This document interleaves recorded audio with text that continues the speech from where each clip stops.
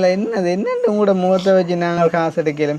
உங்களுக்கு நாங்கள் எல்லாம் சொன்னால் தானே நாங்கள் வந்து மீடியாவில் இருந்து வாரோம், இப்படி நாங்கள் வீடியோ எடுத்து போடுவோம்னு சொல்லி அப்போ ஒரு கேள்வி கேட்டிருந்தார். நீங்கள் வந்து எங்களுக்கு ஏதாவது ஒரு உதவியை செஞ்சு தந்துட்டு வீடியோ போட்டிருந்தா பரவாயில்லைன்னு. அப்போ நான் கேட்டேன், உங்களுக்கு வந்துட்டு உதவியை செய்கிறதுக்கு ஆறு காசு தருவா? முதல்ல ஒரு தருமே தர மாட்டாங்களேண்ணே. நாங்கள் முதலாவது அவங்களோட நிலைமையை வந்துட்டு இப்படி நிலைமையில் ஆக்கள் இருக்கணும்னு சொல்லி எடுத்து போடக்குள்ள தான் அதை பார்த்த அப்புறம் எங்களுக்கு ஃபண்டு வந்தால் நாங்கள் அதை கொண்டு தான் உங்களுக்கு செய்வோம். ஒரு வேளை உங்களுக்கு விளக்கம் இல்லாட்டும் உங்களோட தம்பி வந்துட்டு படித்தவர், அவர்கிட்ட நீங்கள் சொல்லியிருக்கோம் இந்த சேனலை உட்காந்து அனலைஸ் பண்ணி பாரு, அவன் என்ன கூத்தெல்லாம் காட்டுறான்ற ஒரு காய்க்கு நீங்கள் செக் பண்ணியிருந்தால் அதுலேயே அவருக்கு விளங்கியிருக்கும். ஓகே இவங்க ஃபஸ்ட் டைம் போயிட்டு ஒருக்கா வீடியோ எடுத்து போடுறாங்க, ஸோ அதுக்கு பிறகு தான் வந்துட்டு ஃபண்ட் எடுத்து ஹெல்ப் பண்ணி கொடுக்குறாங்க அப்படின்ற மாதிரி ஒரு அறிவு இருந்திருந்தால் அப்படி ஒரு கதை வந்திருக்காதுன்னு. அப்போ அவர் வந்து கேட்குறாரு வந்து ஒரு உதவியும் செய்யாமல் வீடியோ எடுத்து போட்டது பிள்ளைதானு சொல்லி. அப்போ வந்து இவனு கோபம் வந்துட்டு தம்பிக்கு. அரசாங்கம்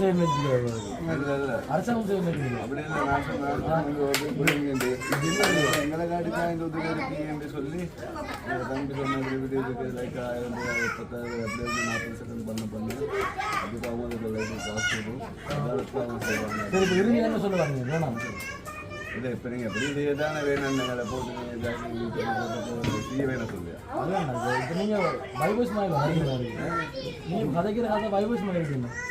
பைபோஸ் மாதிரி ரீசனாக தான் கழிச்சிருக்கீங்க. எல்லாத்தையும் விட்டுட்டு இதுக்கு இதை பண்ணணும் எங்களுக்கு வார இல்லை கோம்பர அவர் வந்து கதைக்கிறது ஒரு டோன் இருக்கு, சண்டித்தனத்தில் கதைச்சவர். அன்றைக்கும் முதல் நாள் வந்து பேசும்போது இல்லை தம்பி இப்படி தான் இப்படி இருந்தது இப்படி தொங்கி கொண்டு தான் கதைச்சவர். இல்லை தம்பி அப்படி தம்பி இப்படி ஹெல்ப் பண்ணணும் தம்பி, இவ்வளோ கஷ்டம் தம்பி அப்படின்னு சொல்லி கதைச்சவர். வேறுக்குமாரா நீங்கள் நல்லா உழைக்கிறீங்க என்ன எங்களை வச்சு ஏன்னுண்டான்னு கேட்க சொல்கிறாரு. ஏன் உழைக்கிறேன்ருக்க, நீங்கள் வீடியோ ஓட விட்டு நீங்கள் உழைக்கிறீங்க, நீங்கள் எங்களுக்கு ஹெல்ப்பை பண்ணியிருக்கணும் இல்லைவா, அதான் இதாண்டு ஒரு சண்டித்தனமாக பேச சொல்லிக்கிட்டாரு. நாங்கள் வந்து பொறுமையாக பேசினே இவ்வளோ கதையெல்லாம் கேட்டுட்ருக்கோம். பொறுமையாக போனவே எனக்கு என்ன சொல்கிறது, பொறுமையாக பேச முடியாத போச்சு, அந்தளவு கோபம் வந்துட்டு. இல்லை அதுதான் வந்து ஒரு சரியான ஒரு பிள்ளையாக வந்து பிஹேவ் பண்ணி கொண்டு இருந்துச்சு. எனக்கு அதுவுமே அறவே பிடிக்கவே இல்லை.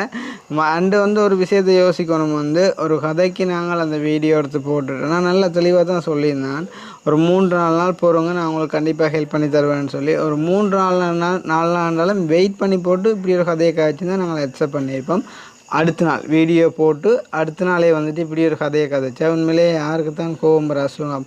அது மட்டும் இல்லை வந்து இப்போ நாங்கள் வந்து அதாவது எதிரியாக இருந்தாலும் எங்களோட வீடு தேடி வந்தால் அனுசரிக்கணும், அதுதான் வந்துட்டு தமிழர்கிட்ட பண்பாடு. நாங்கள் வந்துட்டு எதிரிகள் இல்லைன்னா நாங்கள் 4 பேருக்கு உதவி செய்கிறாங்க. உங்களோட வீடு தேடி வரைக்குள்ள நீங்கள் எங்களை எப்படி அனுசரிக்கணும். ஆனால் நாங்கள் போக நீங்கள் வந்துட்டு அந்த அந்த ஒரு ஒரு முடலாக ஒரு கொழும்பு கதை ஒன்று இருக்குது தானே, அந்த மாதிரி ஒரு கதையில் அதுவும் அவங்களோட ஏரியாவுக்குள்ளே போய் நாங்கள் நிற்கக்குள்ளே அப்படி கதைச்சா எங்களுக்கு எவ்வளோ ஒரு பயமாக இருக்குமே.